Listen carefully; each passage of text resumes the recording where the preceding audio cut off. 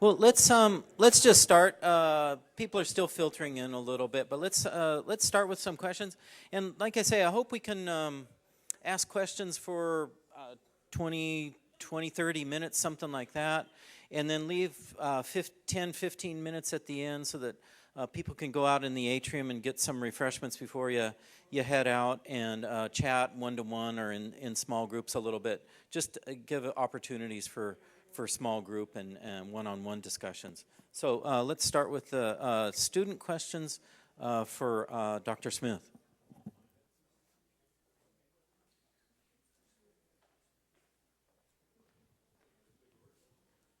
Did we get abandoned by the students?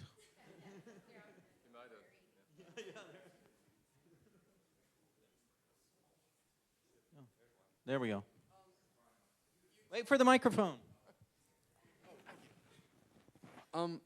You talked a little bit about the evidence you had for reinterpreting the depth of black shales. Could you just say a little bit more about that? I cut all those slides out because I thought they'd put everybody to sleep.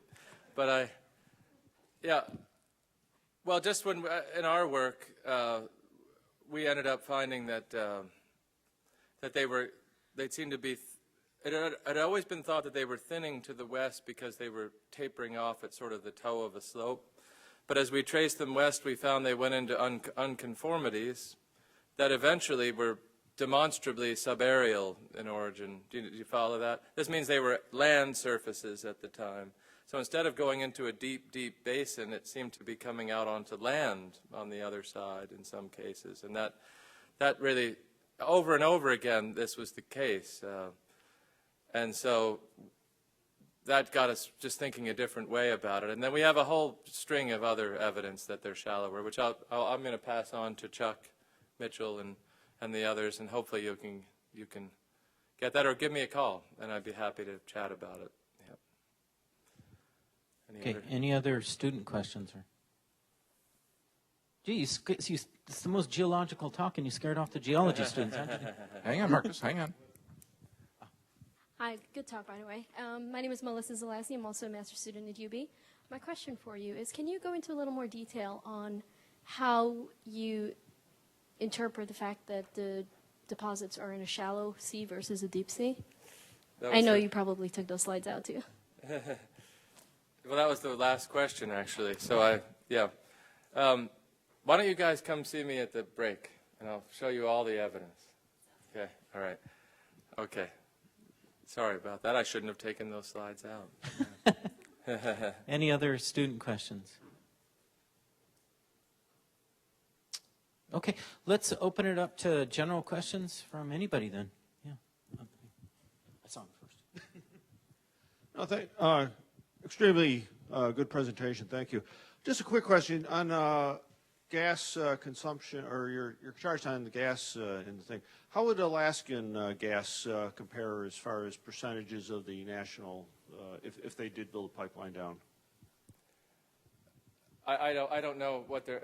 I actually don't know the volumes that they're talking about at this time. Yeah, it would help. I guess it would help. I mean, I don't know how much it is though. Yeah. Excellent talk. So we see in the beginning in the slides when we have like a shallow shale formation, the ratio of carbon to hydrogen, it was more carbon. So it will kind of indicate, I guess, more olefin type compounds in acetylenes. But as it gets pressed down, we see, it's kind of like catalytic hydrogenation. So do we know like, okay, first, where the source of hydrogen is coming from? Second, are they microorganisms? And also, is it like some catalyst from the minerals? Do we know this, or is it a combination of all of those factors? You're killing me here. I had to make it. You found the edge of my knowledge. I don't know. I wouldn't. I'd be BSing if I tried to answer that question. But I'm going to give you my card, and I'm going to go home and find out, and I'm going to email you the answer to where the hydrogen comes from. We could all have peace. There's probably somebody here who knows. Right? Thanks. Thank you. I imagine I'm just going to guess that it comes from water, the hydrogen, but I don't know. I don't know. He's I noticed on your maps of New York State, which were pretty small, that most of the wells were drilled in what I'm going to call south central New York. And then, is that correct? Well, actually, they were a little deceiving because they were the wells that were deep enough to get to the Utica. Okay, that's Because there are most of the wells in the state are drilled just south of here, in Erie, Chautauqua, well, I'm talking along Lake Erie. the red dots on your maps. Yeah. You know, I was going to put a full oil and gas map. There are about 10,000, more than 10,000 wells drilled to the Medina Formation in the counties just to the south of Buffalo, going down to the Pennsylvania border, to the Medina Formation. I mean, there's one every 40 acres, basically, or even closer space than that in some cases. Is that right? And they were all actually hydraulically fractured, too, which is news to some people. But there are at least 10,000, probably more, drilled just along the lake, about within 20, 30 miles of Lake Erie, going down to the Pennsylvania border. Okay, on your profiles of the Marcellus Shale. Yeah. It was generally the best producing numbers were in the middle of the. That's right. profile. Exactly right. I see what you're saying. Okay. Yeah. Now, several years ago, there was a well drilled in, I believe it was Owego, Okay. and that was a pretty high producer and surprised a lot of people. And I'm wondering if that was a horizontal well. Is this a Trenton Black River well? Does anybody know? I don't know. I'm going to say it was 5 to 10 years ago. It was down south of the Finger Lakes in that area? Yes, Tioga, which is almost Pennsylvania. Right. This would have been a Trenton Black River well. Yeah, actually, that was a totally different scenario. It's actually in the formation just older than the Trenton. So we looked at the Trenton limestone, which is the one that's time equivalent to the Utica. There's a formation just below that which had this very unusual kind of reservoir in it called a hydrothermal dolomite reservoir. But when you find these, they can be very productive, and those wells were extremely good. In fact, the biggest wells onshore United States in 2004 and 2005 were drilled in New York State into those. So you're right, those were enormous wells, and they were horizontal, but they were not hydraulically fractured. Okay, so it's a totally different thing. It's not a shale. It's a different beast. But yeah, they were very productive wells, and there are probably still some more of those to be drilled down there. Thank you. Yeah. Question over here.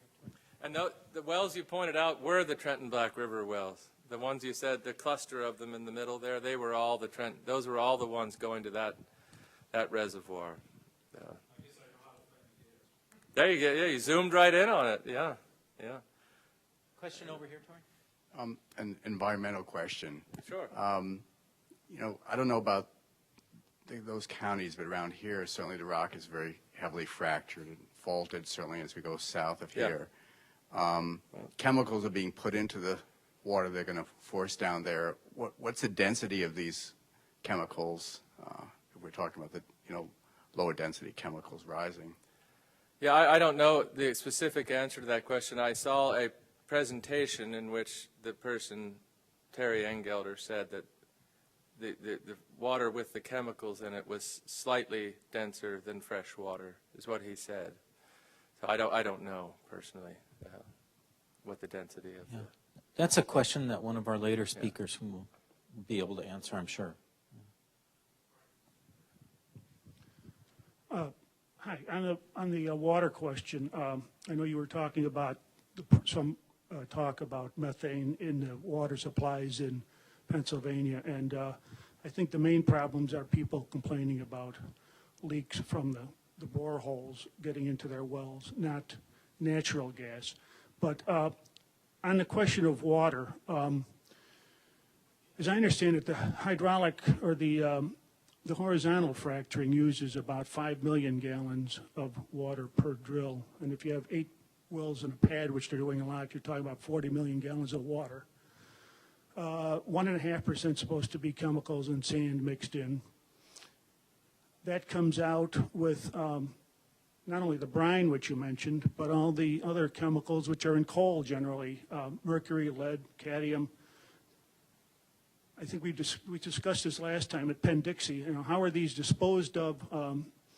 You know, John Hanger is saying, the fellow you quoted from the former DEP head, is saying that business pressure is causing this stuff to be dumped in streams and in fields in Pennsylvania. There's also a question of how, I mean, the industry I know is talking about recycling, but as I understand it, the liquid is often being just treated with chlorine, dumped back into the streams. The solid, the brine, because of the brine content, is being used as road salt and dust suppressants. And so you're getting all these chemicals into the environment. Do you have any comment on that? No. It's just not in my area of expertise at all. Yeah, I'm not going to. We're going to have speakers later on in this talk series, including Roger Willis from Universal Well Services, who should be able to answer those more technical questions about the hydrofracking process and the solution additives. Did you? You mentioned the gas that people commonly find in their faucets from their well water. Yeah. And you made, I think, the mention of, you called some of it natural and not from deep shale deposits. Yeah. What exactly does natural mean?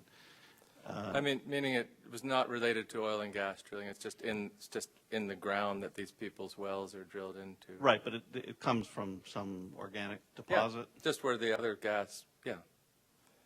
I mean, it's just like the gas that they're drilling for, but it's up near the surface. It's not. Right. Yeah. And it's presumably younger? Well, remember the layers, how the layers go? So, I mean, where they're drilling for it down deep, it's that same formation with all the same qualities is up on the surface here. So it doesn't have to be. It could be the same age. Okay, so there's no difference in isotope? Well, no, yeah. Yeah, but generally, yeah, so if their house was being, if it's coming into their well water from what's right under their house, what their house is built on top of, that would look different than something that was 3,000 or 4,000 feet deeper than that. You see what I'm saying? Why would it be different? Yeah, they can use isotopes.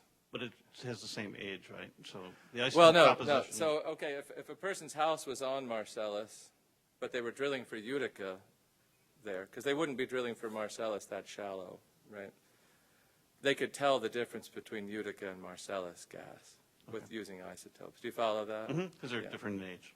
Yeah, they should be able to, yeah.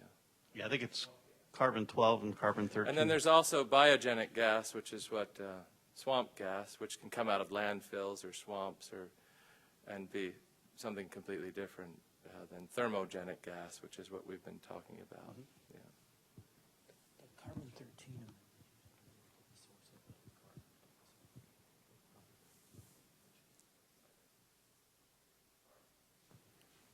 Hi, I thought your talk was excellent. I've got a question. Why isn't digging up the Marcellus Shale near the outcroppings and extracting that gas a viable process, similar to what's done with oil shale out west? Yeah. I don't know. I've never even heard that proposed. But I imagine just the energy to do that would be less than the energy you got out of the gas. I imagine. I don't know.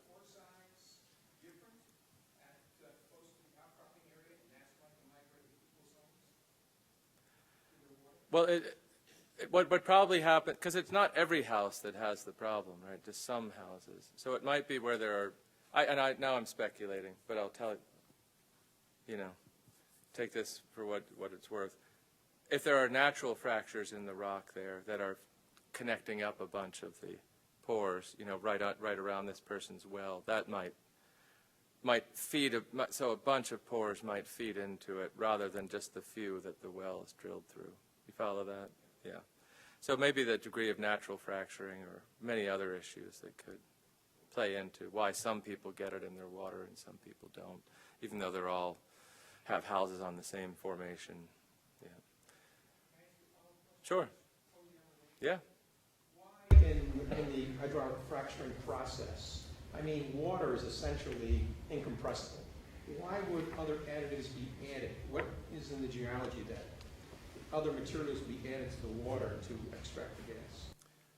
Well, again, this is out of my area of expertise. I know one of the things they put down is hydrochloric acid, which is to dissolve scale in the well and around the perforations, which is like it's just like the stuff that builds up in your teapot if you have hard water. So they want to dissolve that so it will flow more easily. And then, from what I understand, a lot of them are for friction. But they also, if there's microbacteria in the well, they want to kill those because they can also gum things up. Now I'm really getting into an area that I don't know that much about. The one last thing is the friction reducer, so that the fluids can get farther into the fractures without friction slowing it down. I think sort of soap. It's my understanding. Again, I'll remind everybody that we do have Roger Willis, President of Universal Well Services, coming on week 7 of the series to specifically address some of these technical questions that you may have. Oh, go ahead. Sorry. Yeah, I'll get you next in the front row there. Sorry. Thank you very much. Well done. Well done. Very informative and builds questions on knowledge and not just emotions. It seems from the graphs that the gas from the wells produce max in about 2 years. So the viability of a well is major in 2 years and can get income out of it for up to 10. So that a drilling project will max in 2 years approximately. How close do these wells have to be to each other to drill? How far apart? If it's a horizontal, it seems like you can have them pretty far apart. How close do they have to be? Yeah, well, what they're talking about doing with the DEC is saying that the closest they can be is 1 per square mile.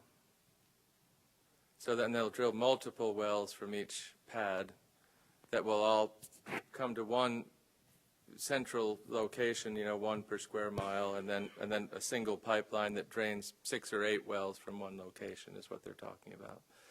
I heard somebody even proposing 1 every 2 square miles, but I'm not sure.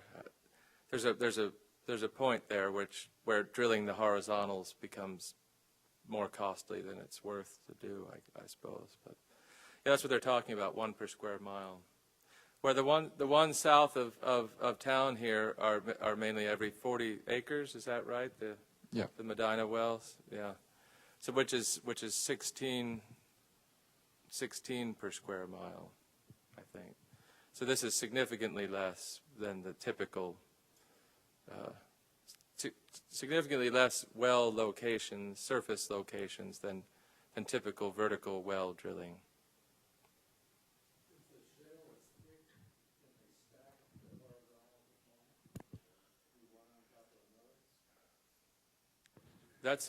So for the Utica, say, that was so thick, yeah, that actually is a very good idea. I'm sure some companies are considering that. I haven't heard anybody propose it yet, but I've wondered when you have 700 feet, if one well is going to do it. I'm not sure.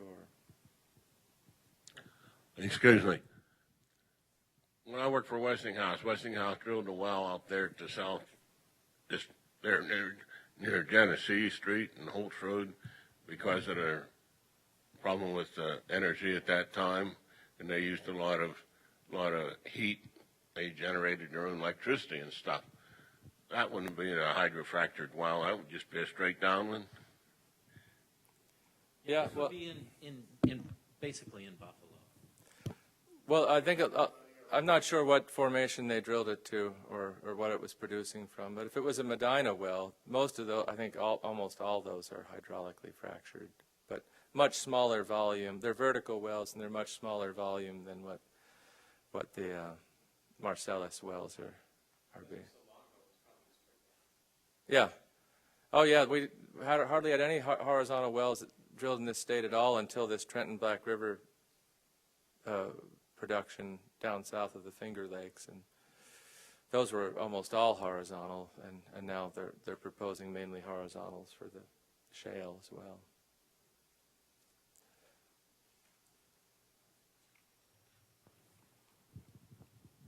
Do any of the properties of the shale that you mentioned before, like TOC, affect the actual fracking process? Do they facilitate it or restrict it, or does it seem to have no effect whatsoever in the actual fracking?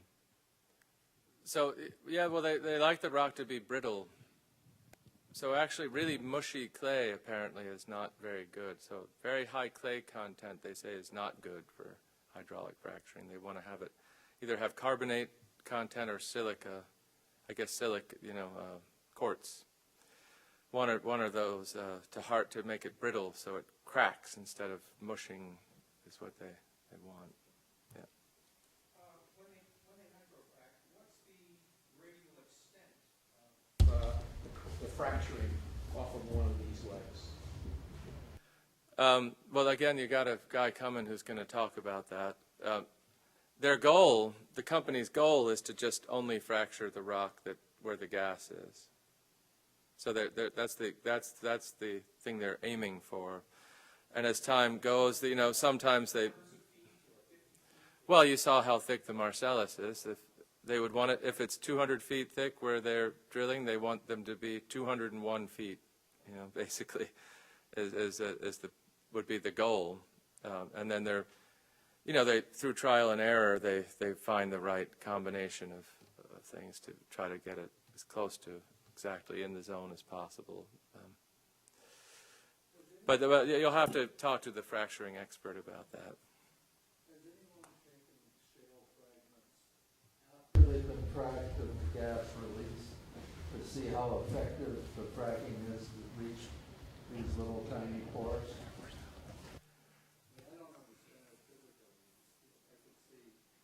Yeah, again, you're getting out of my area of expertise, but I imagine that's of great interest to these companies. Like, how much of the rock are they actually accessing? What percentage of the pores are they actually connecting? I imagine there's a lot of research being done on that, but I'm not privy to it. Taury, those numbers right now are around 10%. 10% recovery. 90% unconnected. This remains in place.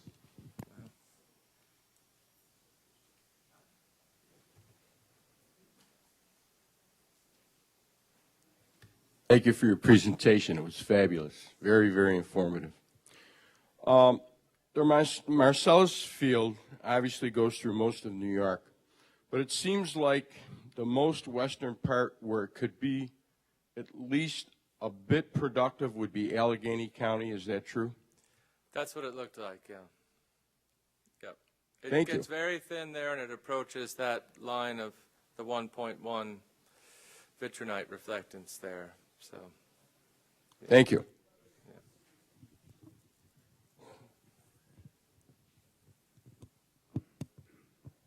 Okay. Yeah. Let's close off the general questions then, and some students will have some refreshments outside for people before you hit the road. And if you want to break into smaller groups and talk to Dr. Smith or anybody else, please do so and spend a few minutes maybe before you head off.